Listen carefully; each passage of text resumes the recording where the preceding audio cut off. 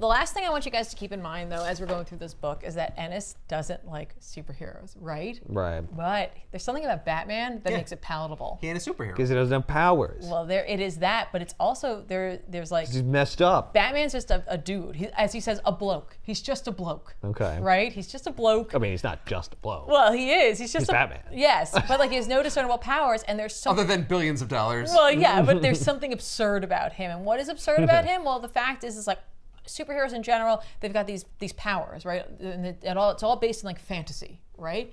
But Batman, there could be a guy out there right now who gets into the physical shape of Batman, like gets fit, right? Puts on a Batman suit. Maybe he's got enough money to like trick out a car, right? So you could walking down the street and there's Batman.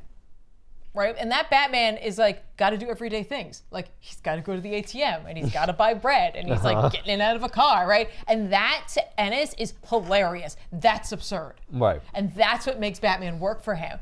And when you read these books and anything written by Ennis and you keep that in mind, it makes a difference. It also makes a difference at the fact that Ennis doesn't believe that most of Batman's rogues gallery is up to the challenge for Batman. At all. Okay. The Riddler, the Joker, Penguin, no.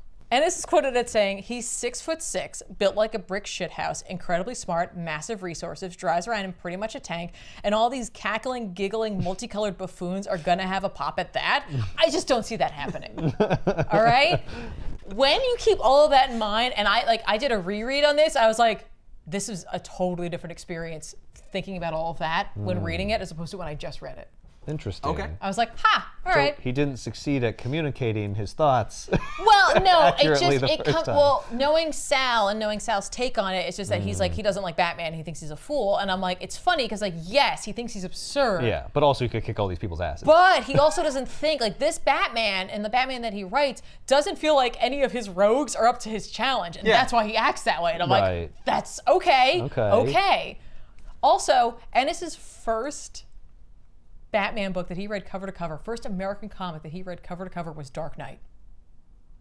He read that and he was like, whoa. Because he watched Adam West Batman. And he's like, yeah, that's fun and silly and in small doses and I enjoyed it. But having that and then reading Dark Knight made him enjoy it a little bit more, partially, because he was like, that book is committed and it's serious and like... It's gritty.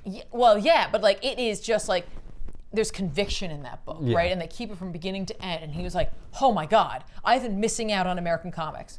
I have to go out right now and buy all the DC and Marvel books I can. Uh-oh. And so he does. Right. And then he reads them and he's like, oh. They're nothing like this. What a mistake. So it's just kind of all downhill from there.